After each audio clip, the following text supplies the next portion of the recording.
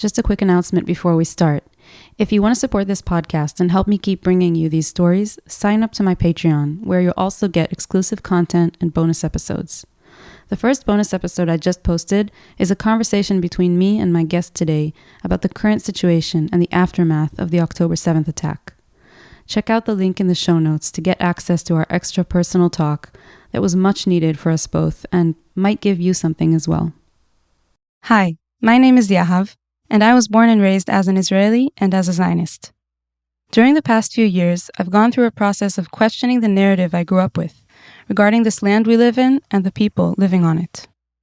This podcast is about voices of the disillusioned. Each episode is a one-on-one heartfelt conversation with an activist who supports the Palestinian struggle, telling the story of the journey that led them to see through what they were taught. Each of these people has their own unique path that I believe anyone can learn from, whether you're a Palestinian or a Jew living here or abroad, or just anyone who feels strongly about this subject. I hope you learn as much as I learn from them about how to build a better future for all people between the river and the sea. Ita Segev is an Israeli writer, performance artist, and organizer from Jerusalem, who's been living and making work in New York for the past 12 years. She believes that trans women should be loved and protected, and Palestinians should be free.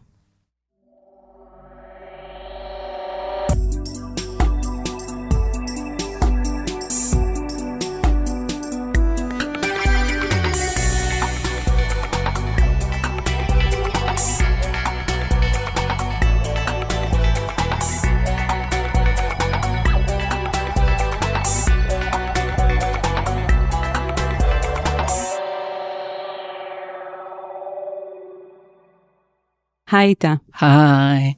How are you? Good, I forgot we're speaking in English for a second. I was like, oh, right. I'm okay. It's a weird time. I'm okay and terrible at the same time, you know. Yeah, aren't we all? Yeah, for sure. So let's start with your family. Yeah.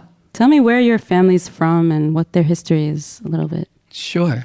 So my dad is Israeli, Ashkenazi, third generation in Palestine pre the state of Israel. His mother was born, he was born in Jerusalem. His mother was born also in 48. And his grandfather, who's kind of he moved here as a child and I think was very invested in a renewal of sort of Hebrew culture, but I don't think it was so much attached to like the state. But then I don't actually know much about how he responded to like 48 and the Nakba or all of that. But I know that my father's father also moved here young from Poland, was a soldier with the British Army against the Germans, and got pretty severe like PTSD and alcoholism from that, and which eventually killed him. Wow. Yeah. And my father is a very like very, very secular, like Israeli. I would say like one of those Israelis that almost doesn't identify as Jewish, whatever that means. Like would go to the Arab village near Jerusalem to buy like pita bread on Passover on purpose. Like we would have more pita in the freezer in Passover than any other time. Oh, I know those. You know that kind? Yeah. So that's my father's side. My mother is from El Salvador, from Central America. Her parents were refugees from Europe after Hitler got elected. Her grandmother, by the time Hitler got elected, I think was displaced like 2 times already. So she heard Hitler's election speech and was like, this is an evil man, we're out of here. And it took her 2 years, but she got a visa to Brazil, which is where my grandma grew up and like worked from the age of 13 to support all her family in a bookstore, self-taught herself 7 languages. Pretty cool lady. And my grandfather ran away from Germany to El Salvador. First worked like sold cigarettes on a donkey over there. And then eventually was also, you know, a white Jew there, which is very different than being one in Europe. And became like a businessman and met my grandmother, and they lived there for a very long time until the civil war in El Salvador broke, which has also a lot to do with American interference. Like America put a lot of money in the Salvadorian military to stop communism, and then the weaponry became a huge disaster. and my grandfather's cousin got kidnapped and murdered. Wow. And they were at risk, so they had to leave, not because they were Jewish, but because of the family, and they had to leave and, could get citizenship in Israel because they were Jewish, and that's how they got here with my mother. And then, my mother and father met, and I was born. Wow, so this is a history of a lot of, displacement and running away from war, trying to find somewhere safe, which is very much like the ethos of like the Jewish people. Yeah, I think it's definitely that. It's like a weird dance with belonging, and I think also like a weird dance with very different positionalities, like being hunted in one place and then being like the dominant or privileged in a very different context. Within like one generation. Very much so. Like I always say that it's wild. I think that it might exist elsewhere, but I don't know, many other generations that turned from like refugees to colonizers within a single generation. And I think maybe worth mentioning, not as a way to excuse it, but I think all of my family who came here believed in sort of the necessity of a Jewish state, but I don't think any of them were like fully aware of the existence of like Palestinian people here before 48. Well, I guess the ones who were here knew, but the ones who moved here, I think they thought like this kind of liberal Zionism idea that Jews got to a land without a people and then the neighbors didn't want us here kind of thing. So in some ways they didn't like move here with the intention to colonize in that way, but that is the sort of Zionist project. So yeah. How do you feel these days when you think about your family's history in Germany and how that influences who you were when you were growing up? Wow. I mean, I think there's so many layers. I think our family until recently is discovering from my mom's side, like people in our family who got murdered in the Holocaust that my grandfather never mentioned. Because my grandfather went back and forth a few times to save a bunch of Jews. Oh, wow. And I think the ones he didn't save, it was probably a very painful experience from him. So there's this element of like a split that I think plays a very big part in something I'm trying to undo, like an idea that we were saved and that was bad, but it didn't happen to us, versus this actually did happen to us. And even though some of us weren't there, some of us died. And also I can't imagine, like my grandparents never talked about what it was like to be in Latin America while they knew people like them were being slaughtered, but I can't imagine that was easy. So I think there was like a split that I can relate it to kind of the fantasy split of Zionism, of like the thing was solved and now it's good, even though it's being carried out and replayed over and over and over again in this really traumatized way. And I think it's so traumatic, and so it's a very dramatic thing that exists within me. And we might get to this a little later, but my father's parents died very young, when he was very young, and so he was raised by a woman who was a Holocaust survivor who lost almost her entire family. And my relationship with her and going to see where she was in Poland, like the concentration camp, and trying to connect to her story versus like the really intense like nationalist ethos that was placed onto that delegation is, I think, a thing that was very formative to me. So this is basically your like adoptive grandmother. Yeah, so I actually think about her a lot these days.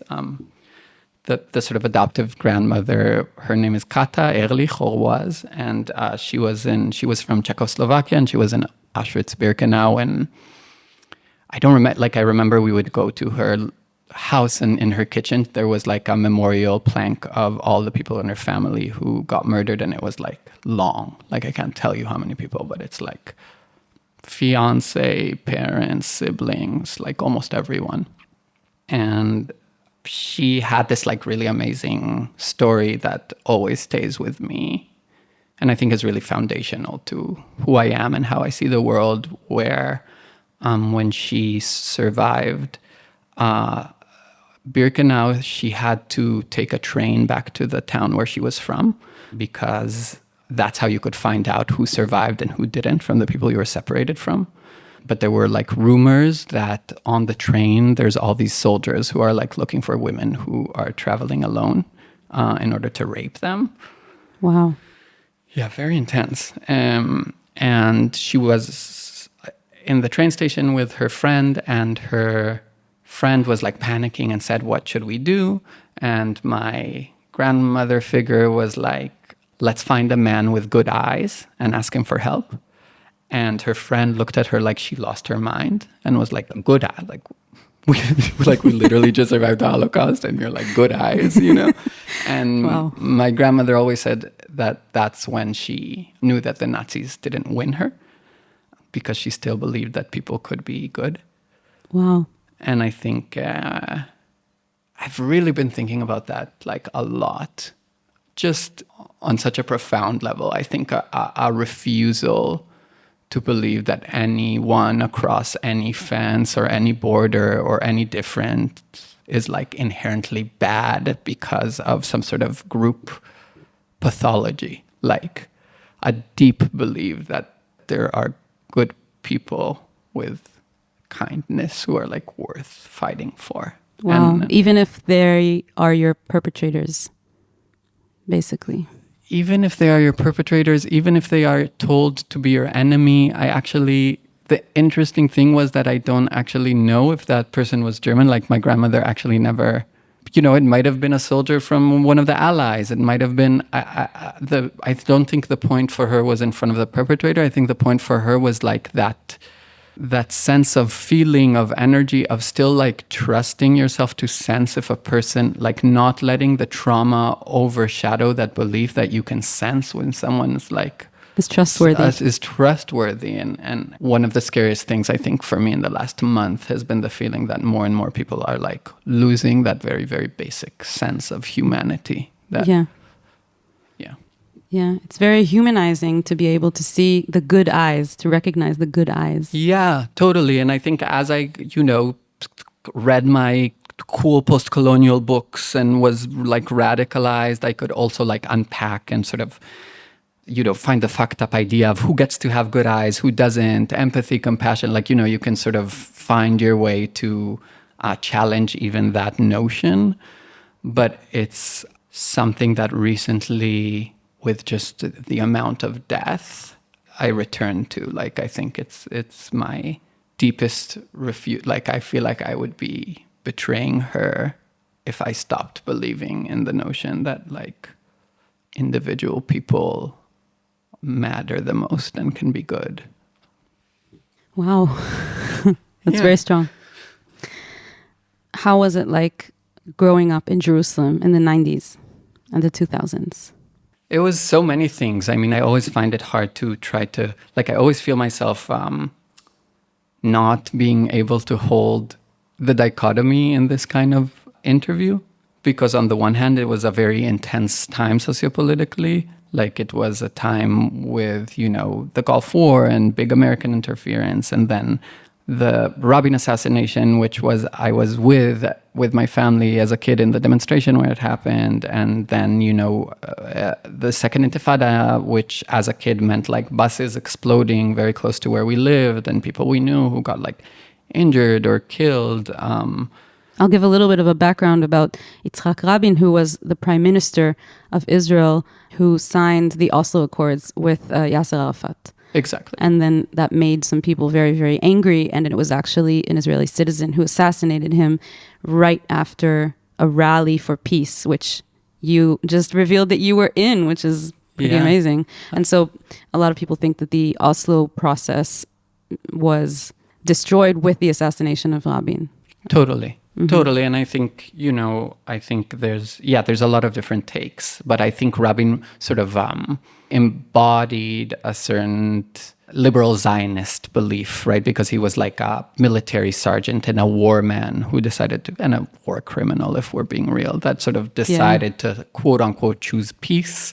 But the framing of peace was very much one that it wasn't like a decolonial framing of peace. It wasn't one that acknowledged the Nakba and 48 and colonization. It was one of this sort of idea of two states for two people who just happened to be in conflict. And it was a sort of in hindsight, somewhat of a death of a certain, I think, insufficient, but still like a brand of leftists. Because Netanyahu came into his first term right after Rabin, and ever since, besides like a second and a half, it's been these right-wing fascists all the way. Yeah. How did this experience of growing up with like, okay, the peace process is dead and now there's a second intifada and this place isn't safe? I think it was many things. I mean, I think it was like, again, in hindsight, a knowledge of an extreme version of violence from a very early age. Like, I don't remember a time before I knew that there's wars and militarism and sort of that sort of thing. Those my first memories are like in a shelter in the Gulf War. So I think there's sort of that aspect of it. At the time, to a certain degree, I really identified with this kind of version of like peace and rooting for quote unquote the underdog in what I understood to be like against the occupation, which was again like 1967. But I think as a child, it was this feeling of like quiet and rupture. Like, I think that's sort of the Israeli dissonance in some way, that there's moments where the violence is not felt by you, and you're just kind of experiencing parts of the beauty of Jerusalem and like the breeze and like the nature and like these, you know, very old buildings that are integrated into your life, but everyone travels from all over the world to be amazed by. And then suddenly it like erupts and you don't really know, quote unquote, where it comes from. Like there's no... You mean the Palestinian resistance? Yeah. Mm-hmm. Yeah, I think now you can conceptualize it as such, but like as a kid, it's just like a bus exploding. Yeah. You know, you don't really. So I think actually like the work as an adult is to recontextualize trauma that like exists in your body. It's not yet like understood as a concept. It's just like exists there as like something stressful or something scary or something, you know, post-traumatic to a certain degree. And then you sort of have to be like, this was coming from somewhere. This was coming from a people who were living under such a level of suppression and such a level of sort of violence and hopelessness in a way that this was to them like a solution to something. And I think that sort of was happening in the deeper parts of me. And then more on top, I was like very anti-Benjamin Netanyahu. I was like obsessed with like Che Guevara at a really young age and like how he stole his yacht to start a revolution. And I was like obsessed with all these sort of freedom fighting like stories that I could get my hands on. And I think so I related and was active in this kind of anti-occupation way when I could, and also like fighting about it a lot with my family, which I think sort of was like, there was another layer underneath, which was that my father was a very like difficult and aggressive man with me specifically. And I was constantly told that he was very traumatized. And so that I should like understand his trauma while he was kind of abusing me. And I didn't want to understand his trauma because I was like a child. And I think there was something very frustrating to me about that.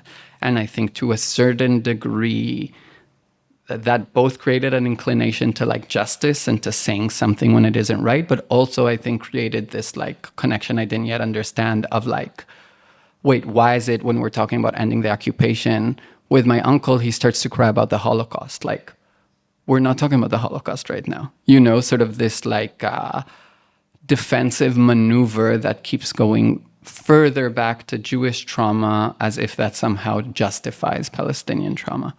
So I think to a certain degree that was like happening. Also, I had relative freedom. I didn't quite realize I was like trans and queer, but I felt like I could do, except with the dad stuff, like more of what I wanted. Like I could dance to Beyonce if I wanted, like, and learn all the choreography of Destiny's Child, but also play soccer, but also like dress up as like Monica Lewinsky in Purim, which I did, which was a little creepy, but also like There was like this way where the freedom of politics came with a freedom of like embodiment and freedom of worrying less about these kind of borders inside my society. And I think at some point when adolescence started to kick in, it became to me very clear that I'm like very different, and that difference could cost me a lot and could lead to like a lot of violence towards me, and that I have to adapt in order to survive. And so I think as part of that, my being and my politics and everything became less about like speaking truth to power and more about like, where can I position myself in a way that still feels close enough to who I am, but also like doesn't get me in too much like violent trouble. And I think it was very clear to me that there's a connection between this militarist ethos of what man I'm supposed to become and like this gender sexuality stuff. Like I didn't have a name to it, but I was like, oh, I have to become a soldier one day. If not, they'll find out that I'm not a man. So I better be like the most manly that I can be so that they don't discover. Sure. Yeah, that I can be might be an important. Like it didn't quite work, but I really tried. And to a certain degree it did work. Like I was able to be like it was a weird, constant, exhausting, horrible undercover job that also had real beautiful moments in it, but it was like constantly like, I have to walk like this, I have to talk like this, I can't say that I like this, I need to hide that I like this music, I need to do this, I need to do that, I need to join the scouts, I need to find straight guy friends, so if someone beats me up, they'll protect me, like I need to, like it was sort of this mentality of butching up in a way, and then simultaneously failing. And that failure coming out either with these like scrutiny of me and how I talk and why I dress like this, or suddenly hypersexualizing of me by all these like men and older men who thought I was like beautiful in these ways. So it was like violent and erotic and scary, and also it worked. Like I think I realized very early on that there's an unspoken line about like when you're like us and when you're not like us. And when you're like us, when you're a part of this us, then you also get like a lot of love and a lot of warmth and a lot of real protection. And like I've, traveled the world and been to different places and still have not received love like I have from people here. So I think, I also don't want to discredit like the realness of that love and how that love has evolved, because now I'm not hiding who I am, and I'm still loved by some people. But also like there was this feeling of like, if you don't get treated like us, you get treated like them. And them is like horrible.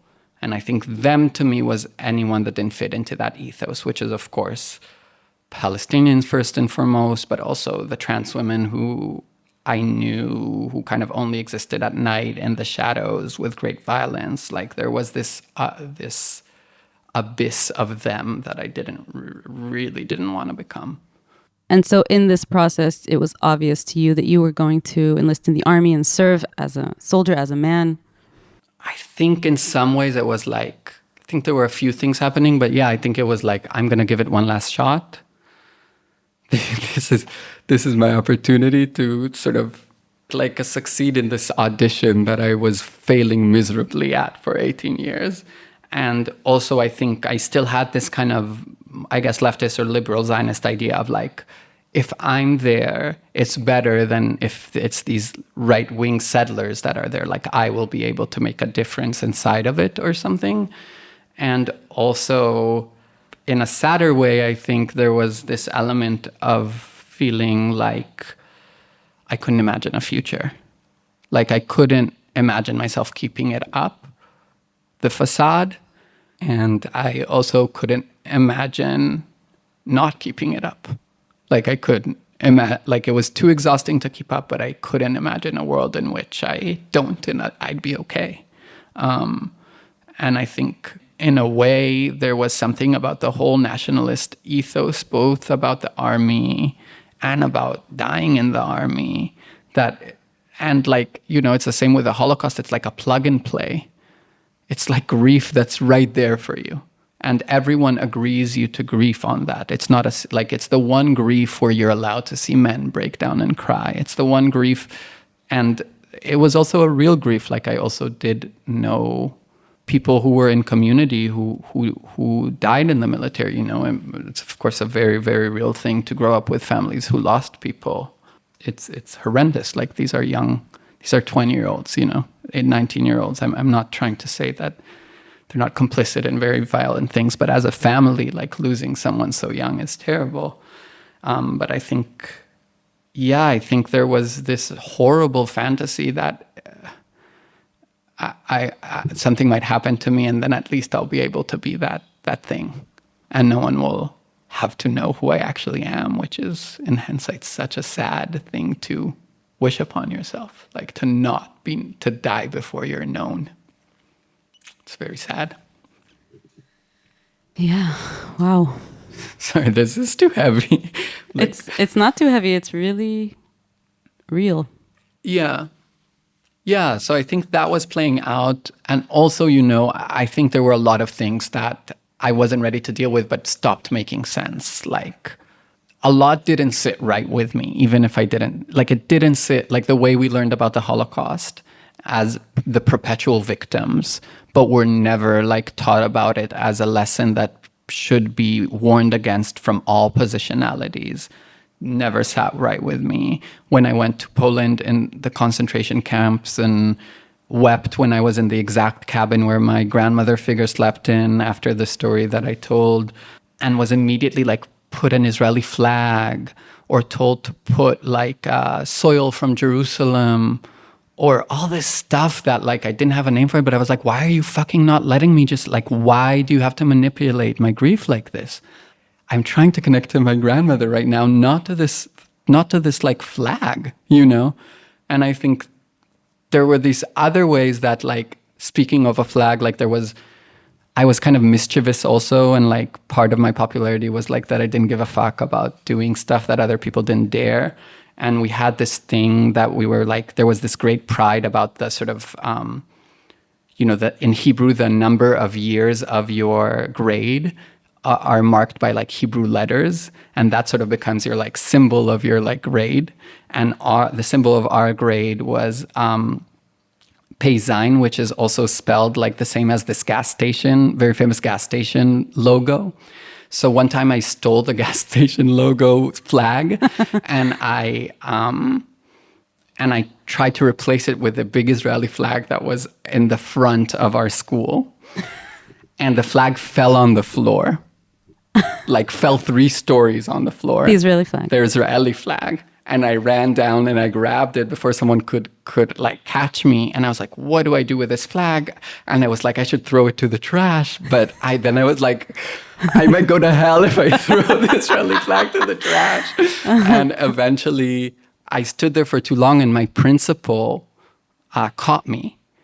And he grabbed me like hard by the arm, and he took me to the wall in the front of our school that had the name of all the people who died in the military service who were in the school. All the alumni. All the alumni, which was like a long list, which they were weirdly like proud of.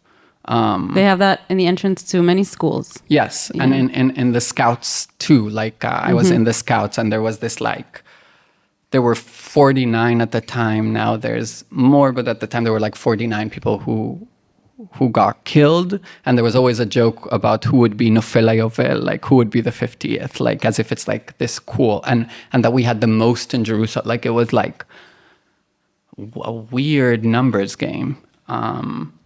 So he took me to this wall with the names of all the alumni who died in their military service, and he like very angrily said like, all these people died for this flag, and you are disrespecting their death, like so and I got almost kicked out of school, and I had to like come with my parents for a talk, and it was actually an iconic moment from my father, I'll give him that, where like the vice principal was like shouting at me about doing this thing and what was I thinking, and my dad was like, her name was Dorit, and he was like, Dorit, it's just a piece of cloth.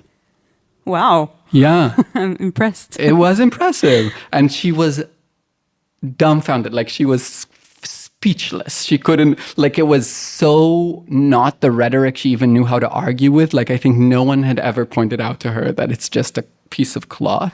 It's also something that an adult can say. Right. And like, if one of the school students would say that, she would have an easier time explaining why that's not what this is about and explaining why it really matters, because she would be like her own educational self, and she would just be like, well, this is the truth and this is what you should know. But when an adult brings that into the conversation, it's like, well, you know, I can't really argue that, because any argument about that would kind of be childish. Totally. You know, like, you need to like one up if you're speaking to an adult. And the irony is that by the time people are adults, they have already gone through the whole process of indoctrination in the schools. Right. When, if they even dare to say something like that. So it's like long gone by that time. Right. And I think it's like, it also kind of topples the Zionist Jenga a bit, because what if they didn't die for that? What if they died for nothing? Right. Or for the wrong reasons. For someone's plan that has nothing to do with safety for them and their families. Exactly. Which, like, imagine the sort of power of that in terms of like resistance. Like, imagine a group of family members who children, siblings died, coming and saying not one more child instead of. That's actually what the Bereaved Families Forum does. Right. It's amazing, because it's an organization that basically says the people we love died for something that is not happening, so we have to stop doing that. We have to stop sending our children to war and to the military, and start working to find a solution to this situation. And it's amazing to me how radical that is to say in Israel. Totally. I think that's something that like Israelis fear the most, is that someone will actually kind of, I wouldn't say prove, because you can't really prove it, I guess, but like that someone would pose that question and say, these people didn't die for our safety and for our liberation. They actually died for this master plan that is not helping us. Right. It's like repurposing the energy, because I can completely understand why you need to find like a reason. Like, why did this happen? What am I going to do with this thing? You know, it's a bit like what we talked before about experiencing some of the repercussion of the violence of like Palestinian resistance or just like, you know, violent trauma responses or whatever you want to call it. But just like, one thing you can say is, well, we need to fight back harder. Well, we need to keep defending this country. Or you need to say like, wait, it is actually in my self-interest for this occupation to stop. It is actually in my self-interest to find other solutions than war, because, you know, leftists are often thought of these like fairy hippies who care more about like other people than we do about ourselves. But I think it's deeply out of a love of our people and not wanting any more death that you have to understand that no one is going to give up on their freedom. No one is going to give up on this land. And so what other options you have? It's like living or dying, pretty much. Yeah. Also, when you say self-interest, what is self? If I see all of us as one people instead of there's us and them, then every life lost, no matter who that person is, what their nationality or identity is a loss for all of us.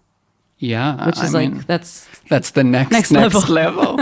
But yeah, you're right. I mean, it is in our self-interest. If we want to keep talking the us, them rhetoric, then yeah, it is in our self-interest. Right. It's true. Yeah, no, of course. And of course, I think part of the beauty of solidarity work is also that you literally end up making connections with a quote unquote other, so you can't emotionally undo it. Like if you know people who are getting killed, who are getting hurt on quote unquote like both sides, then your heart is always in all of these places, and that kind of, abolishes this kind of binary of the state. Yeah. But I also just mean in like immediate community, like if someone who's in your immediate family, if someone who's in your immediate circle dies in this horrible way, you can turn into like vengeance or escalation, or you can that can deepen you in the understanding that there has to be another way. Yeah.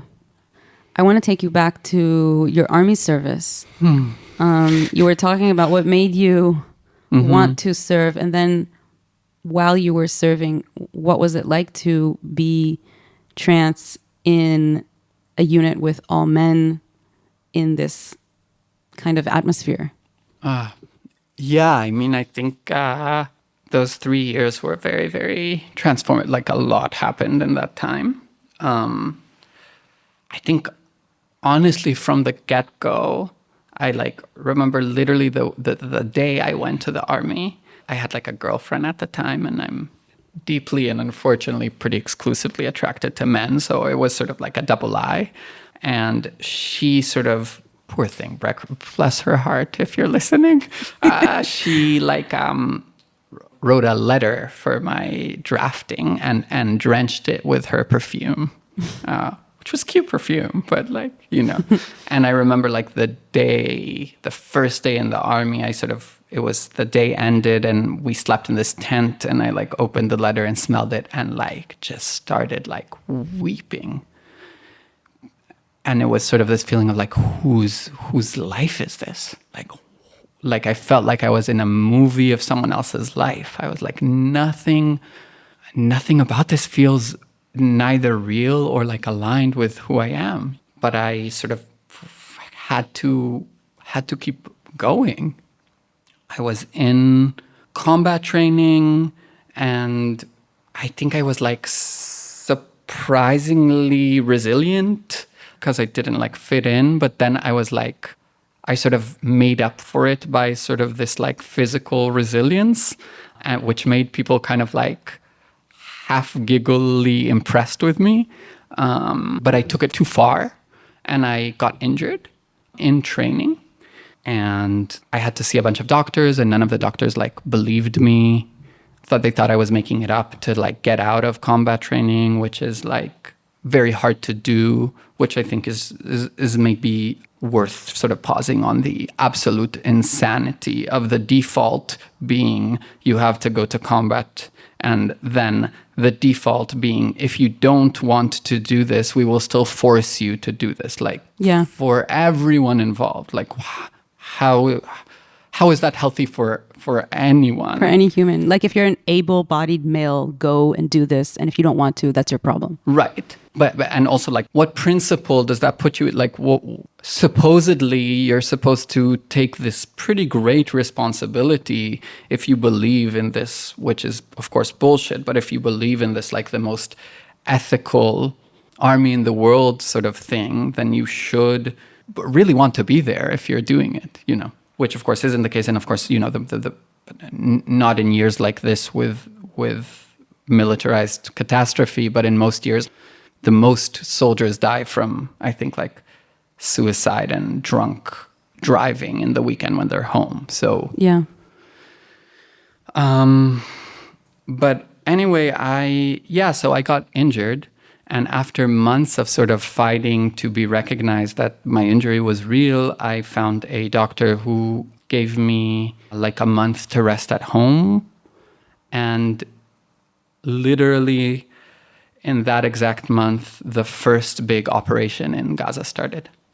And all my friends entered. And I was supposed to too, but my injury saved my life, I think.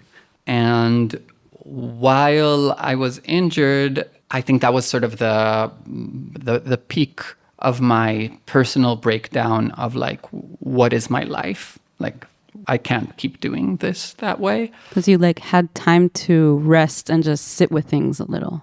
Yeah, I think I had time to rest and sit with things before, obviously, that war. And I think I also was like, I was craving to experience all these very real things. Like at that point, I wanted to experience like love. I wanted to, like, all my sexual experiences were these like sneaky, in the dark, kind of hot, but also gloomy kind of Jerusalem vibe, which is like, you know, a lot of very suppressed people.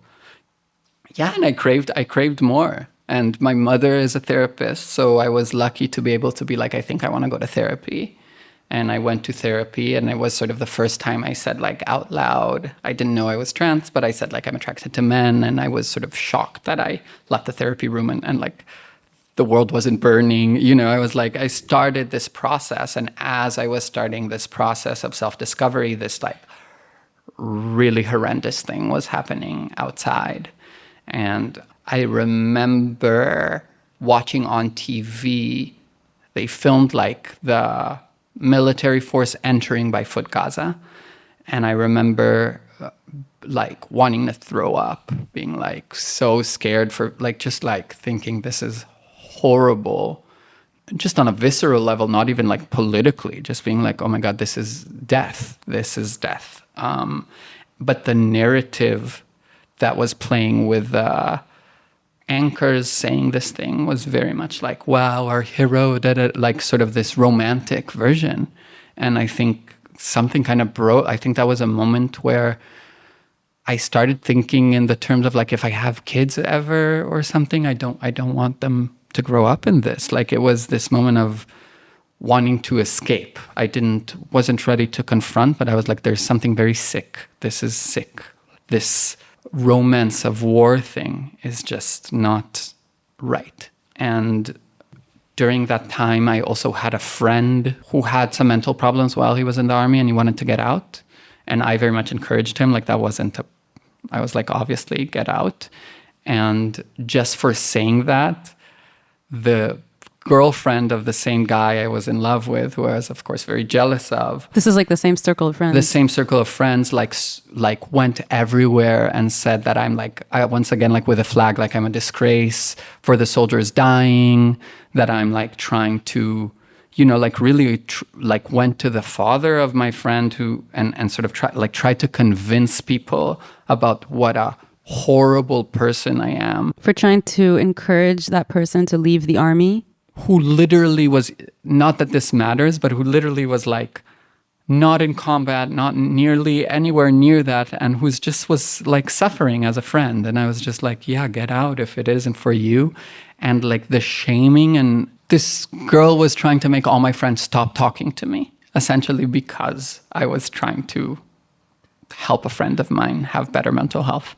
And so I think that was another kind of sense of deep betrayal. And just, I was like, this does not make any sense. And then during that time, there was also another person who was with me in the unit who got injured. A rocket fell on their tent when they were in Gaza, and he lost his arm. And he was this American kid who came alone to join the army especially. He like played a lot of video games and was Zionist and was like, this seems like cool to me. And then up until the war, I was one of the only people like in combat training who spoke English. So he would sort of confess with me. And up until that moment, he was very much like, this was a mistake. This is not glamorous at all. This is really shitty. I should get out of here. And then when he lost his arm, he suddenly became like a hyper Zionist kind of hero almost. And literally, this is years later, insisted to go back. And they made like a special weapon for him that you can operate with one arm. And he had like in the newspaper sort of, you know, he became like this hero. Glamorizing how the military is so tolerant towards disabled people. Yeah, I think this was even pre like identity politic washing. I think there was just like, wow, look at this hero man who even with one arm like returns to battle. And it was, the dissonance was of how he talked before. And then he actually got the opportunity to get out, obviously in the worst of circumstances. And then the choice to come back in this way was like, I think, another sort of mind fuck. Also, obviously, just very, very sad, very horrible. And that was when I was like, I need to get out of at least like this whole like, I need to go to a gayer place in the army or something. What's a gayer place in the army? So I became, after a lot of fighting, I became a military reporter.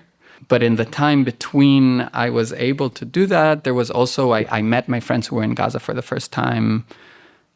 And, you know, I hadn't seen them. I saw them before, and then they went in. And then the next time I saw them was after, and they were just different.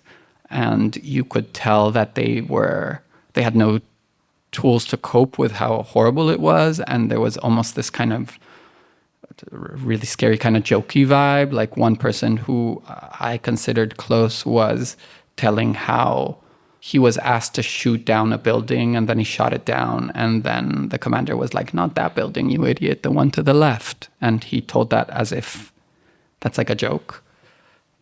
And I was like, wow, this is... Wow. What can you say? You know?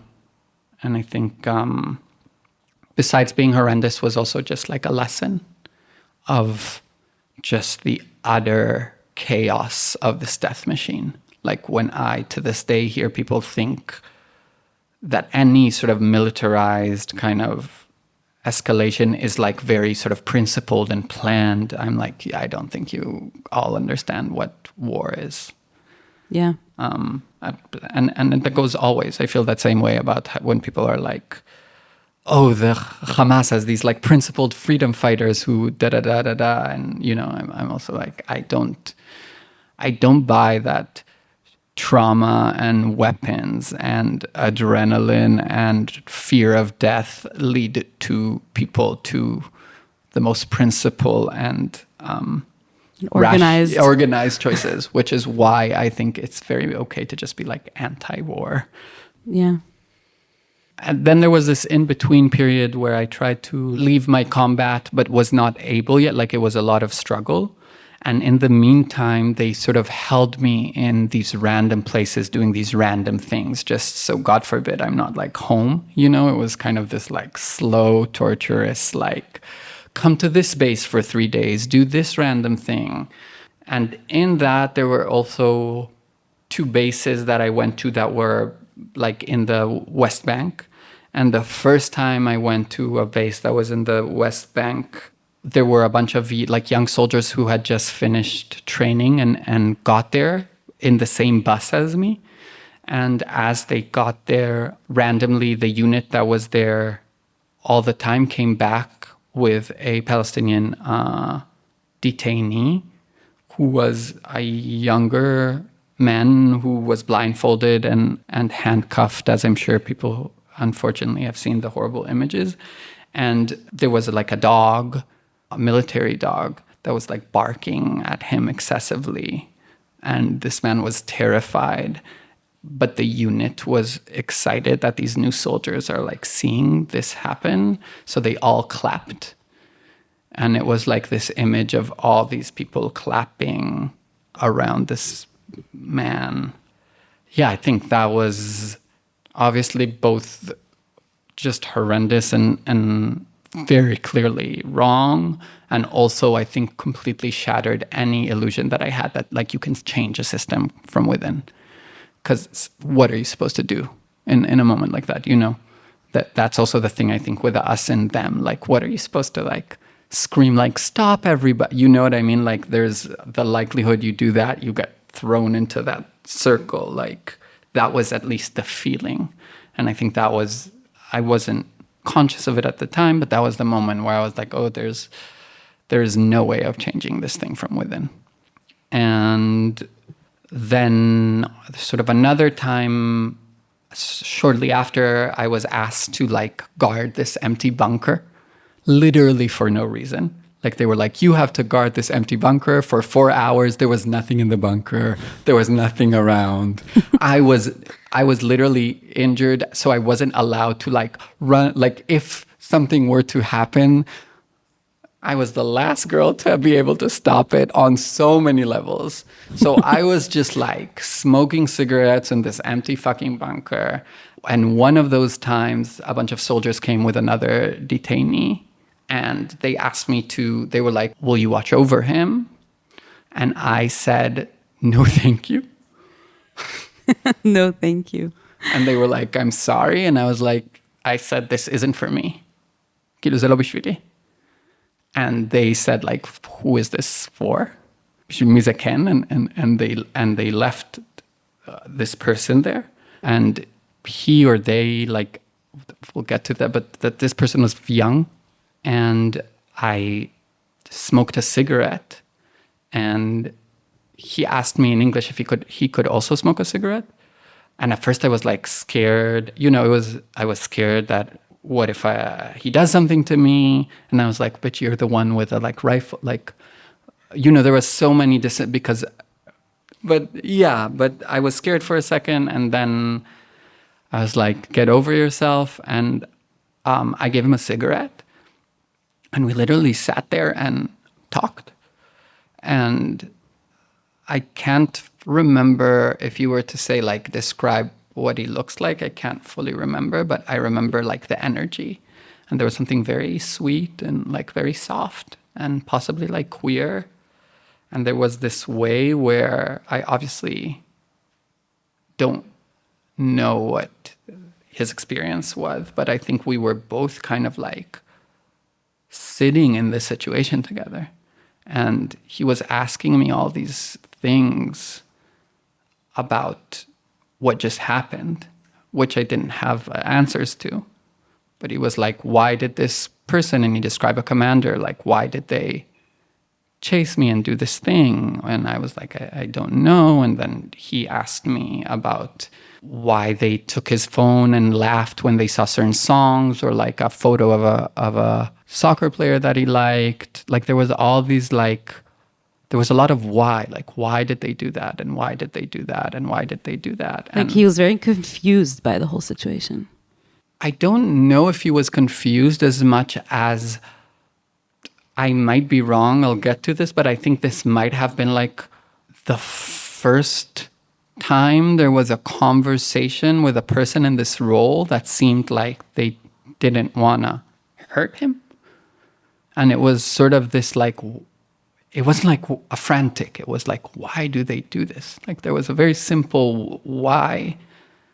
It seems like he had the feeling that maybe this soldier will be able to give me some answers because it doesn't seem like they're going to harm me. So I think that was part of it, because I remember he asked me for like my phone to call his dad, because he was like, I need to call my dad. And at some point he like was astounded and he said, wow, you don't hate me. And I was sort of flabbergasted, and I was like, I don't hate you. You're the one who I'm surprised doesn't hate me. Like, why would I hate you? You did nothing to me. And then they came to take him to detain him. And I don't remember if he asked or how we got there, but I accompanied him. And there was a moment where we had to put his handcuffs back on because the other people were coming, and he asked me like if I could put them like more soft, like less tight than before. And I said like, sure. And that was like a very heartbreaking, but also it was obviously a big deal, but it was small and gentle enough to enter like a different place in me about just how wrong this whole situation is. It sounds like you lost a lot during your military service, including like your innocence. You had this innocence that you entered with, and then you were exposed to all these things and you realized that you can't be innocent about this anymore. Yeah, I think to an extent, I think it's ironically, like I feel like I was right on the cusp of witnessing, and obviously this is all traumatizing, but I wasn't like traumatized to the extent that it turned my witnessing into something else. I don't know if that would make sense. Like for years, I thought I didn't go through anything because comparatively to people who, their life was in danger, or I never, God forbid, had to neither kill someone or almost die or any of that. But I did lose a lot of innocence, and I think really wanted to create the second chapter that was like the Renaissance. And so then I sort of went to become a military reporter and came out as quote-unquote gay at the time. And I think sort of lost my innocence the second time in a way, because the reaction to that was like extremely toxic. Like it was a hard coming out at the time. And my father took it horribly, and somehow everyone talked about it. Like Jerusalem, like within 2 days that I told a few people, like everybody knew. And there was even a phone call I got from someone who I was still kind of friendly with in combat training, who was sort of said something to me about like how I'm feeling re the injury. And then I thought he was genuinely asking, and then he turned it into like some sort of like very crass homophobic joke. And as he said it, like I heard like many people burst into laughter. And I realized like I was on speaker, and sort of the whole unit, that was like the official rejection, which I think is maybe some things changed, but I'm also, that's why one of 2,000 reasons I don't buy pinkwashing is the extent of toxicity that I saw in these like very cis hetero male military environment, even though they're also like secretly very homoerotic, but that's for another podcast. But then when I think, so I think that was sort of happening. And I think there was, even though obviously being a military reporter was a lot easier, in many ways, there was also a level of betrayal in myself, in that I felt like I was writing lies, like I wasn't allowed to write what I was actually observing, because obviously the whole notion of being a military reporter when you're a soldier is you're like, boss can put you to prison and you're supposed to write on that boss. So it's like, there's no sense. And there was just all these things where I would like go to the drafting of young soldiers who would go to combat units, and the mothers would say like, I'm so proud of him to going to this combat unit that his dad went to, and his son, and I hope his son goes to. And as a human, I wanted to be like, why would you want your grandchild to go to the same combat unit? Like, why aren't you wishing for this to end? But as a reporter, I had to sort of make it into a positive twist. And I think all of that together was like, I'm going to spend my time secretly working while I'm in the army to save some money and get what help I can, and like leave. That was my conclusion. Wow. Yeah. Chill. So you decided, okay, I'm done with this place. I need to go abroad. Yeah. To a more gay-friendly place? I think all of it. I did also, by the way, I do want to shout out my few friends. I do have still my best friends from that time, from growing up, from being a child, who are mostly or queer or women, but like, just shouting out their love. That's gotten me through. It wasn't all awful during that time. Some people stuck by me, and they're real. That's important. Huge. Yeah. And my mother and my sister, like, there was love, I'm okay, everyone. But yeah, I was like, what am I going to do after I finish? There's this thing of Israelis who go to travel for a year, but I'm a Capricorn, and I was like, I've wasted fucking 3 years of my life at this point. I need this hell to end. I don't want to do that. And one of my best friends, Yasmin, shout out to her, was like, I'm going to go to this acting studio in New York to take a summer acting intensive. And I was like, absolutely. Yeah, I think that was a moment that I didn't realize about, sort of reclaiming like my body in a way, and my words that I spent so much time lying with, to like test them. Like, there's something about acting where you're testing language through your body to see if it feels real. And I think that was sort of the desire. And New York, I had the opportunity. It seemed so cool. And and as you were saying at the time, gay friendly, this was exactly around the time that gay marriage became like legalized in New York State still. And when I came there during that summer, there was like a wild feeling. I remember getting a free ticket to see this Broadway show called A Normal Heart by this gay Jew, Larry Kramer. And, he wrote that play when 40 people had died of AIDS, warning the world. And at that time, it was like 20 million people had died. And in the end of the scene of the play, there's like a scene where these two gays get married in a hospital when one of them is like dying of AIDS. It's so sad, but because of the time that happened, like I remember the whole audience was like on their feet, on the chairs, like ecstatic. And I was like, wow, I've arrived. And I fell in love with someone who's American. So it's sort of all, despite in hindsight also being like really, then, immigrating is very, very hard. It was lonely and hard, but it was also at that time felt like the perfect, like, again, resplits, like the perfect juxtaposition to this hell I was just in. And I really went for it. I really went for it. And I was like, I had a few years where I didn't really want to talk about, I wanted to kind of disappear where I was from, I think, a little bit. Like you had to take accent reduction classes in acting school so you could sound more like an American, and which is disgusting. And I was like, I'm going to talk like this full time. So I was like, I'm going to invisibilize my accent. I'm sort of, I don't want this, It's like I'm going to go to a lot of parties, do a lot of drugs, do weird jobs, go to this acting studio. That was sort of the life, which was also really fun, but also a little dark. So at this point, you weren't like an activist. You just wanted to get as far away as possible, right? Yes. But yes. like at a certain point, you were kind of coming closer to the idea of like, I'm still part of this, even though I don't live in Israel.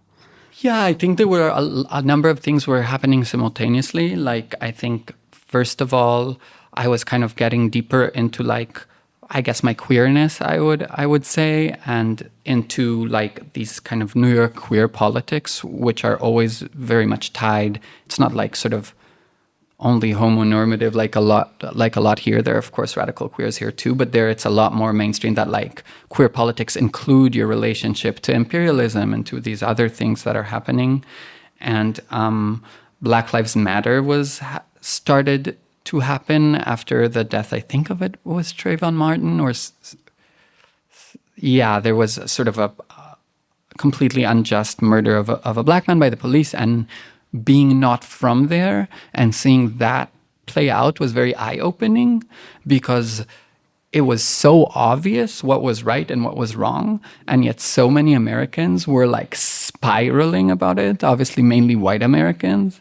But I remember saying something to my white American partner about like white supremacy, and he didn't talk to me for like 2 days. He like yelled at me. Wow. And I was like, wow, what is this phenomenon when something from the outside is so clear to you and the people who are in it can't see? Like, that sounds familiar. Exactly.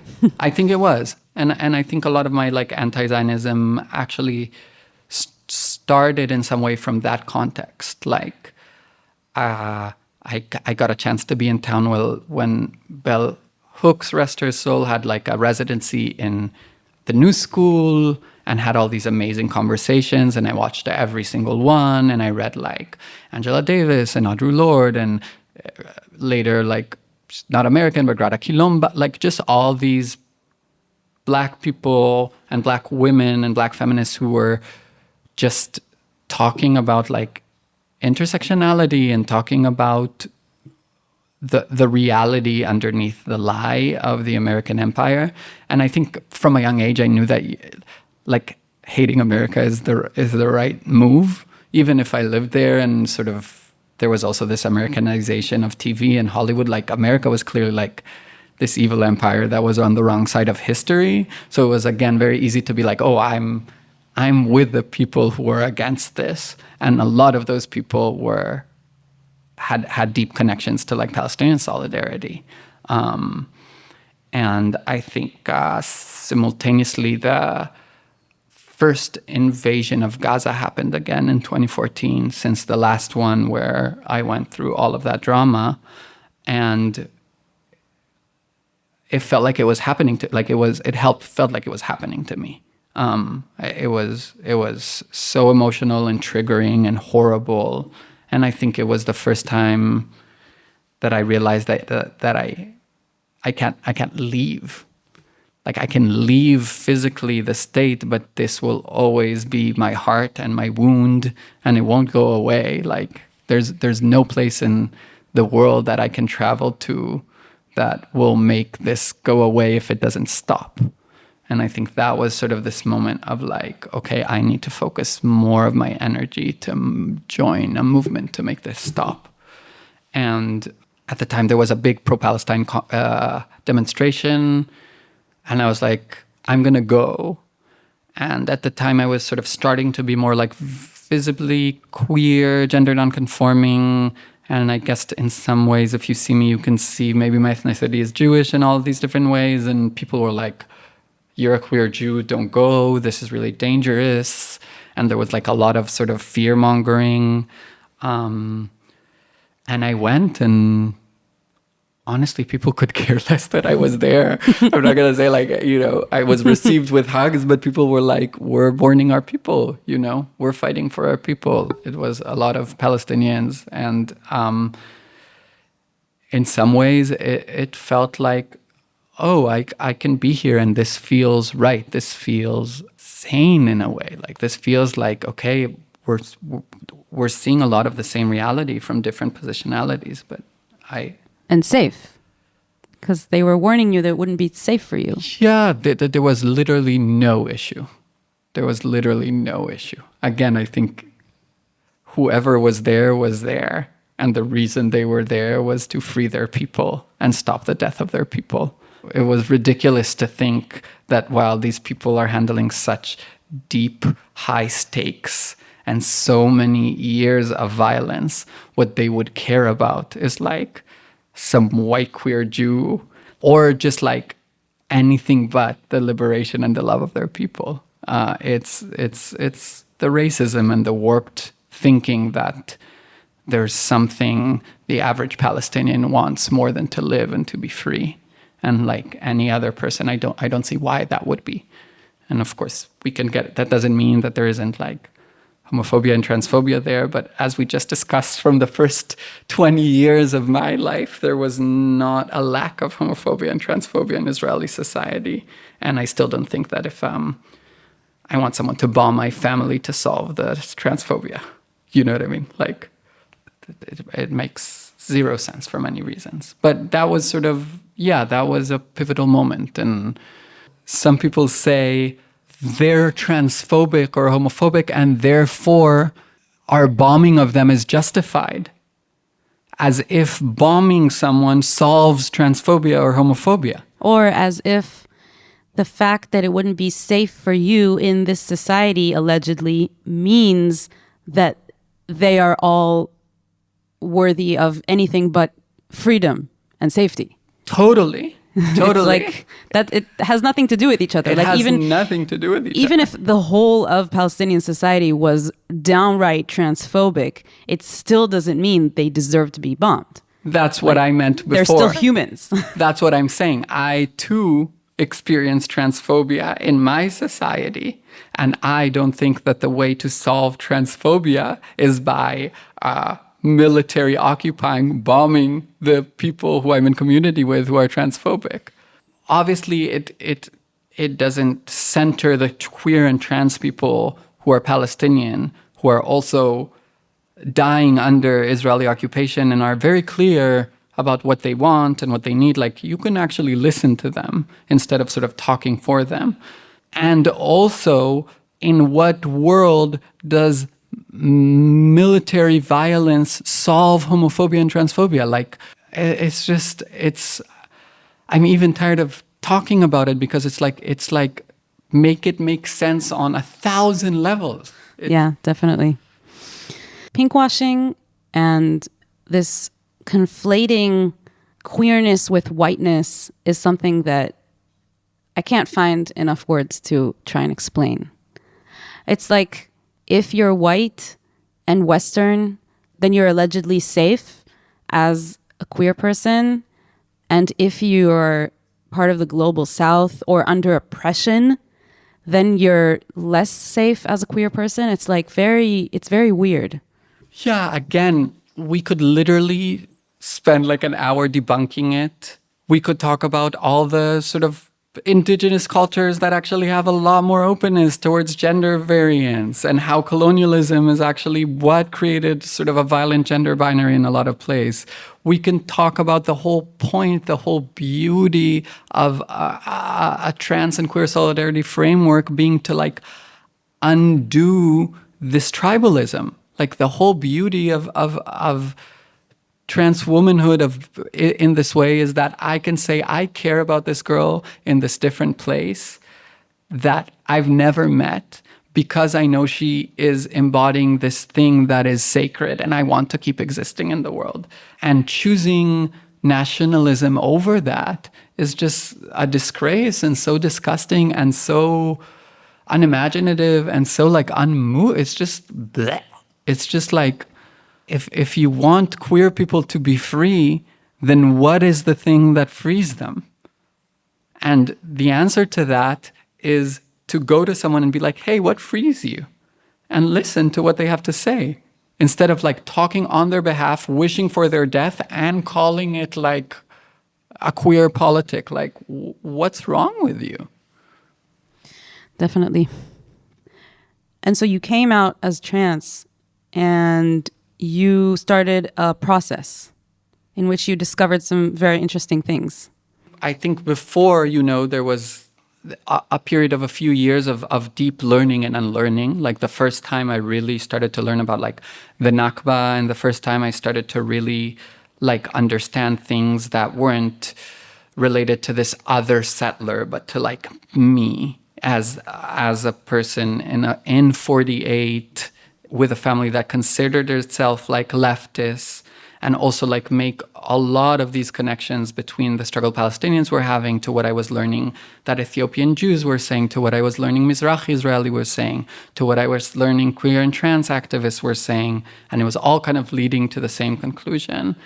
And simultaneously, I was going through this process of discovering or understanding that this thing that didn't fit right was the fact that I'm a woman and that I am trans. And as that was happening, very strangely, all these like suppressed memories of some of the things that I told were really surfacing up. So there was something at the time that felt deeply connected about my transition and all of this politics, which I think makes sense given what we were saying about like the type of who I didn't want to become, all I didn't want to become politically, gender-wise, sexuality-wise, and giving myself the permission to become that. And so as I sort of was like, wait, I'm literally an anti-Zionist, like I think Zionism is a horrible idea, I started my medical transition and discovered that my hormones were produced by an Israeli company that, upon reading a little bit about, discovered that they sort of made a lot of their money from suppression of Palestinian healthcare. That money that was supposed to go to Palestinian healthcare through like international funds ended up in the Israeli government, and the Israeli government used it for Israeli pharmaceutical companies, which is how Teva became this huge thing. And so one of the first connective things I tried to do between like trans and Palestinian liberation was sort of as part of BDS to see if there's some alternative to Teva. If you can purchase hormones from a different company that's not Israeli. Yeah, and if you can sort of apply pressure on, let's say, your pharmacy to use a different supplier, which again, this was like at the beginning of my transition. So there's a lot of questions. Like today I understand that there is no ethical giant pharmaceutical company, obviously. Even if they're not Israeli. Right. And actually that Teva does business with most of them. And so it is almost impossible to find an alternative manufacturer that doesn't do business with Teva. And also that the way in the US specific companies end up in specific pharmacies isn't the pharmacy's decision. There's this other agency that does the deals with the different pharmaceutical companies. And it's like this whole system. It's this whole system. So you can't boycott it, which is probably why Teva hasn't been asked to be boycotted under, Palestinian BDS. But I maybe had some sort of I'll be the one syndrome that is a little young, but also sweet. No, and also I think at the time, I think we exist in a very different reality now, which is great, where we see a lot of trans people in the US speaking about, liberation for all people, including Palestinians, and safety for all people, including Israelis and Palestinians. But at the time, it felt like I had a deep desire to make the connection to like, how do you make trans people in the US care about this place that I'm from and they're not from?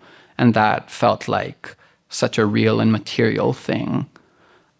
Yeah, it is very real and material. Yeah. And it's also kind of like a dilemma that I think maybe trans women would be going through if they wanted to both boycott Israeli companies and go through the transition.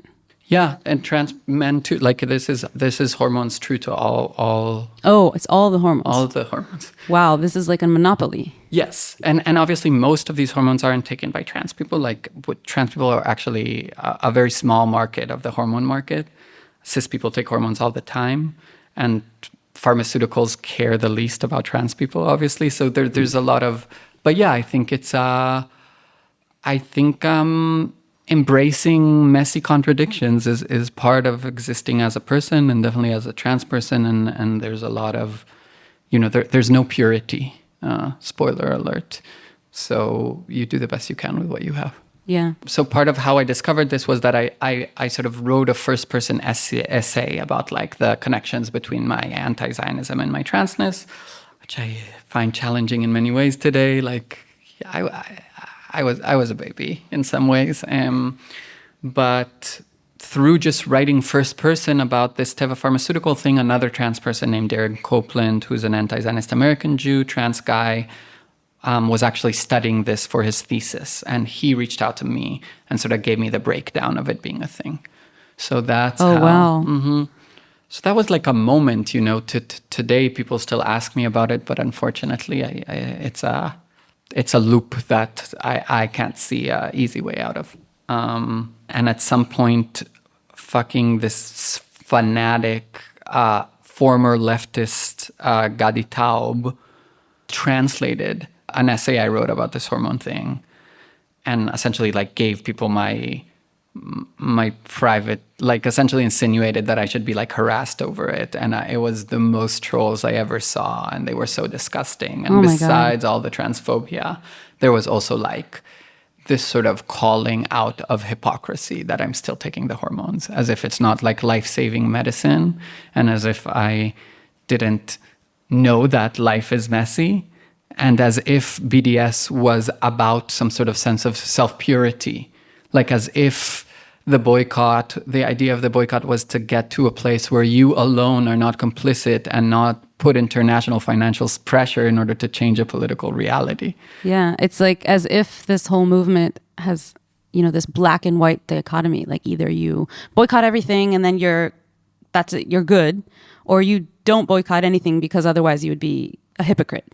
Right. And I think that's weird. A very Western read of, because it keeps taking politics to the sort of personal, as if you're in a vacuum as an individual.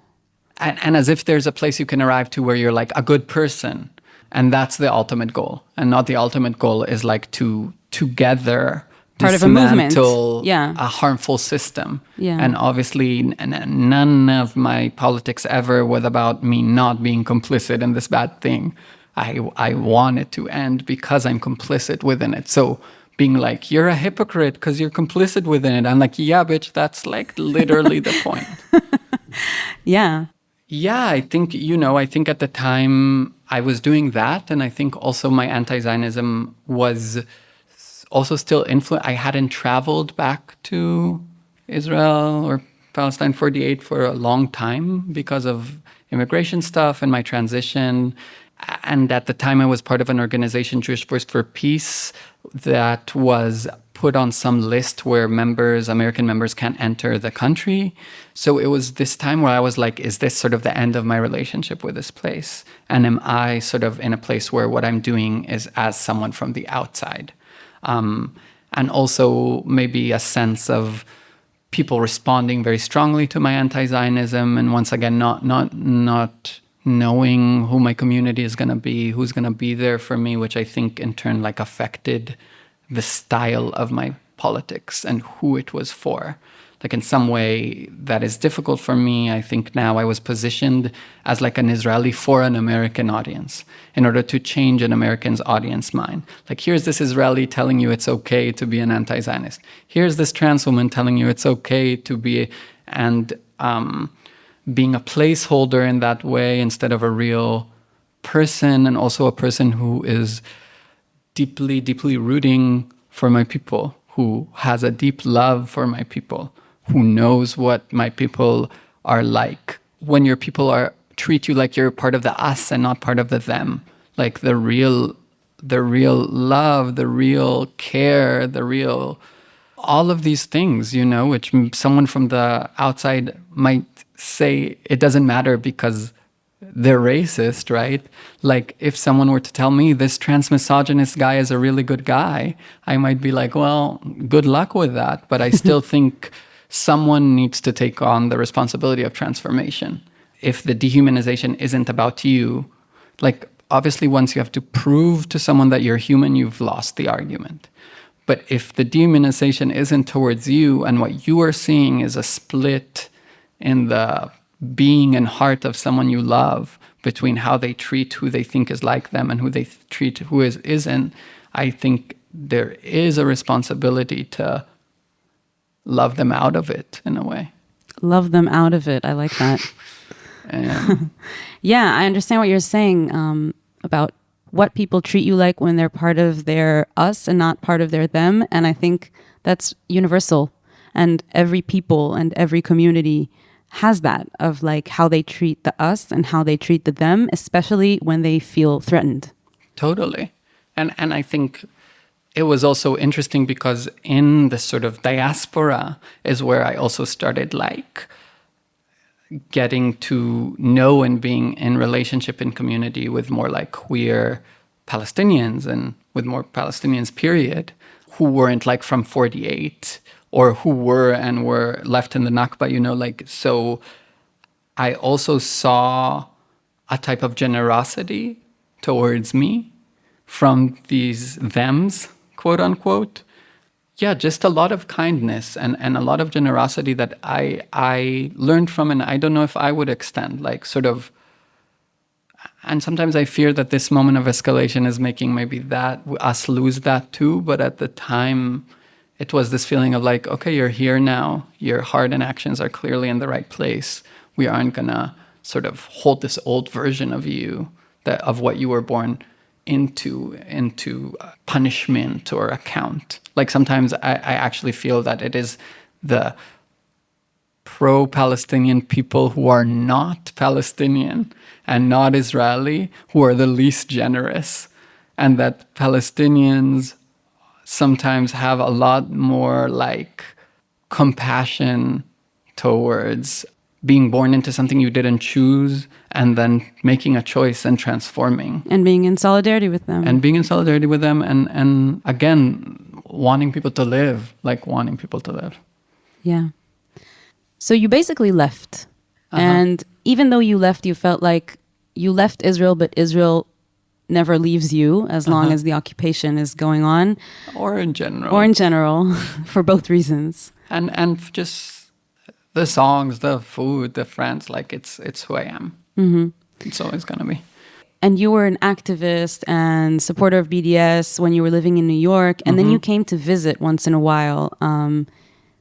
Recently you came to visit and then you kind of got stuck here because of the war, I guess?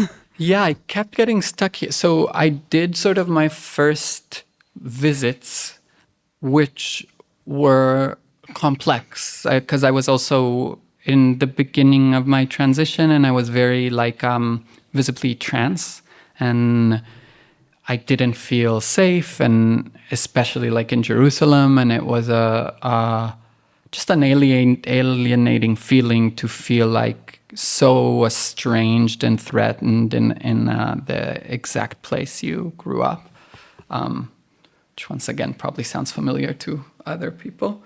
But also, yeah, every time the reconnecting with the people who were here, with my family, with my friends, felt so right.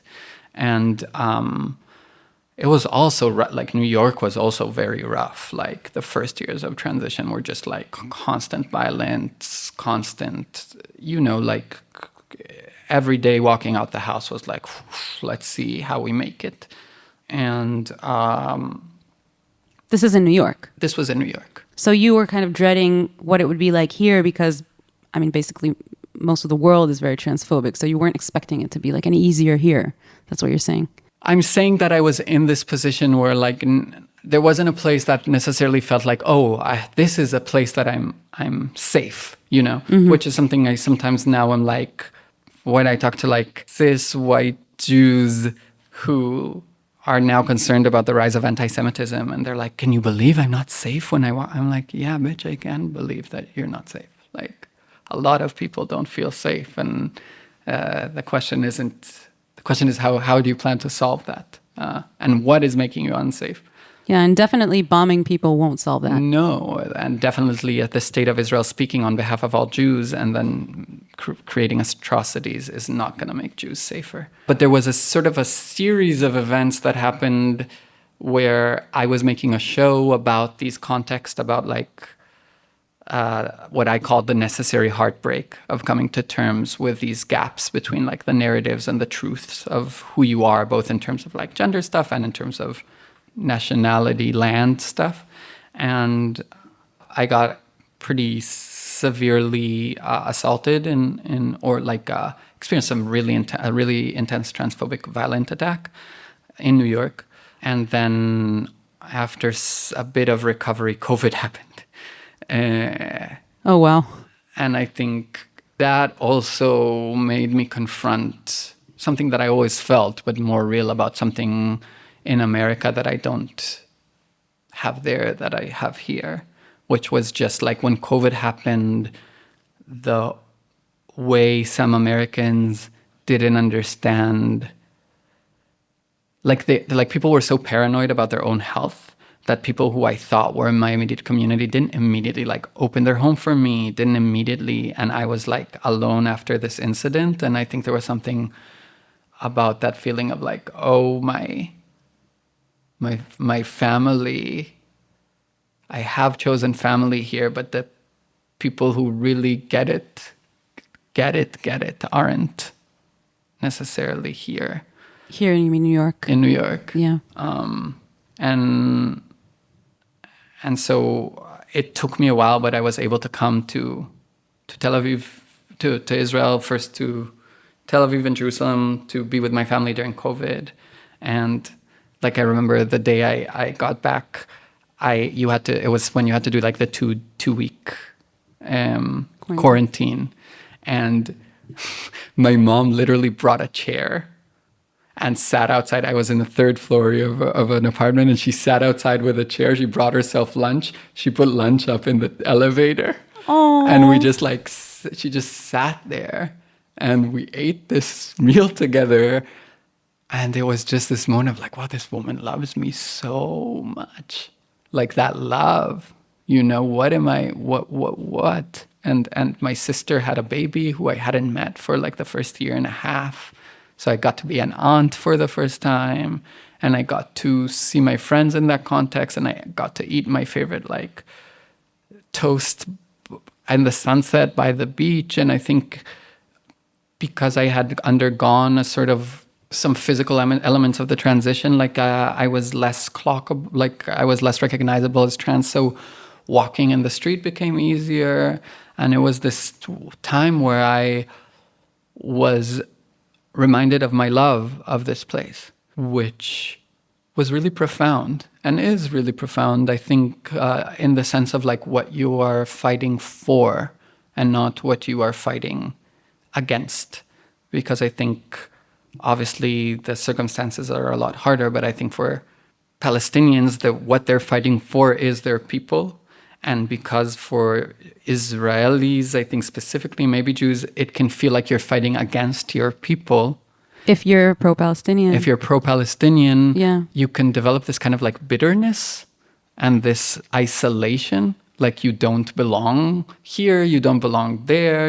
And I think the reminder of a love of a place, not as ownership and not as like this belongs to me, but just like, oh, this constitutes who I am. There's no point in my life, I don't know what the world will be, where I became me in any other place. And that is something, that isn't nothing. It's interesting because you went through a transition and then you came back and experienced this place after the transition, but realized, well, I am the same person and I am still this is still my home. Yeah, I think to an extent, and I think I'm able to enjoy it in a different way because I'm me in it. I'm me in it, and I'm not like obviously still navigating what a lot of trans women navigate, and but it's also a skill set, and that's a whole other podcast maybe. But yeah. I think just like everything is what it is in a sense. Like the sea is the sea, the feet in the sand are the feet in the sand, because your mind isn't preoccupied with this distortion or this hiding. And I think that also again connects you to the why. Like I think the dissonance, I think our privilege as Israelis is we can sit by the beach in Jaffa and watch a sunset, and then we can hear a Palestinian in the West Bank not be able to do that, or dream about taking their grandmother to do that again. And you have no sense, because you'll never be indigenous in that way to this place, of that level of connection. But you can sense something of the beauty, and you can sense something of the cruelty of like, why would you take that from anyone? What an evil thing. Yeah. I want to say it's kind of beautiful and also interesting how, on the one hand, you've gone through so much that was so confusing and things started to like fall into place. And still, it doesn't seem like you're just comfortable with the reality and the situation, even though you have reached a much better place in your life, but you still have this kind of urge to make things better so that everyone around you can have the life that they deserve. That's a generous take. So thank you. I think I have experienced like a really profound like glimpses of freedom. I'm not talking about like the sort of privilege like of being able to do something that someone else isn't able to do. I'm talking about like a sense of freedom. Like liberation from things that you were indoctrinated about, or just even simpler, just like a taste of what it could feel like to exist in a world that is free. I had two friends who are both trans. Shout out to Rio and Sid, get married in Queens last summer, and I got to be a flower girl in that wedding. Aww. And it was just that like wildest, T4T, transist, sweetest, most loving day. And like everyone looked beautiful, but it was also a space where you didn't need to conceal yourself in these ways that I still have to do here sometimes. Or you didn't, like you could be you for a second, in a place where everyone could be them for a second, and in a place where it felt like there was enough abundance that everyone had it what they need for a second. And that sense of like the possibility of freedom is something that I just long for more of. I long and wish it extremely lovingly to Palestinians. And I also wish it extremely lovingly to us. Like it's a weight, it's a distortion, it's a violence, it's a fear. I am, I think, more aware, and I've had really interesting conversations lately with people who, the genuine, like if you break it down to the simplest terms, the difference between me and them is that they do not believe that there's a way for both people to live. They are sort of in this sci-fi dystopic notion that one must die for the other one to live. And besides that being terrifying, of course, that also sounds like hell to me, like as a way to live. Even like the state of mind. That state of mind is hell. Because then how are you ever actually like free and calm if you are in constant, you're in the back of your mind, you are like, I need these concrete walls and $3.8 billion military and fucking atom bomb and like teenagers with assault rifles. Like that is what keeps me safe. That is hell to me. Like I recently took my beloved, wonderful nephew to the playground with my sister and brother, and every second person there had like a gun or a rifle in the playground. Civilians taking their kid down a slide with like an automatic rifle on their back. That is hell to me. I'm not saying, that is hell.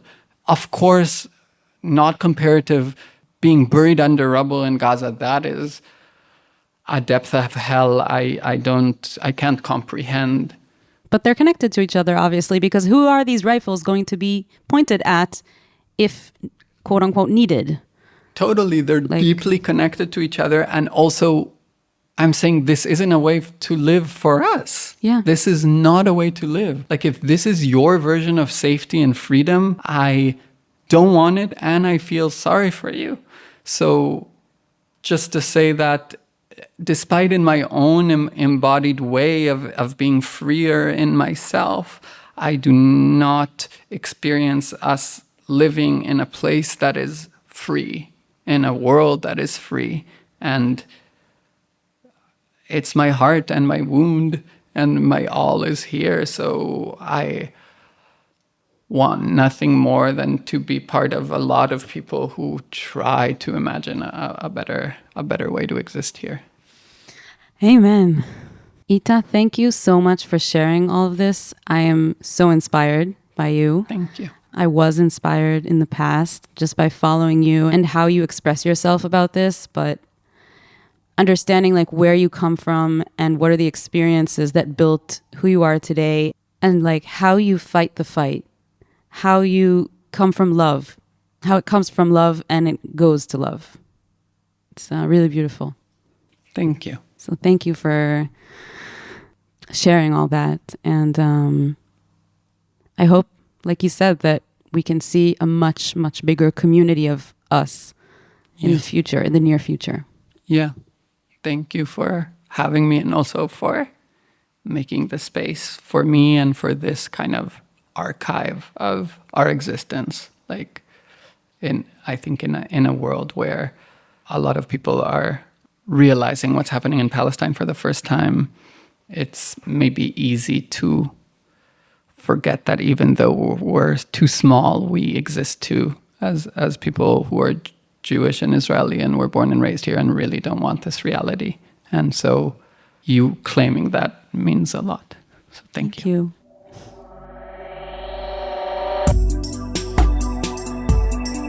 And that's the end of this episode. Thanks, Rita, for sharing your story. Thank you, Ro'i Geva, for the beautiful soundtrack.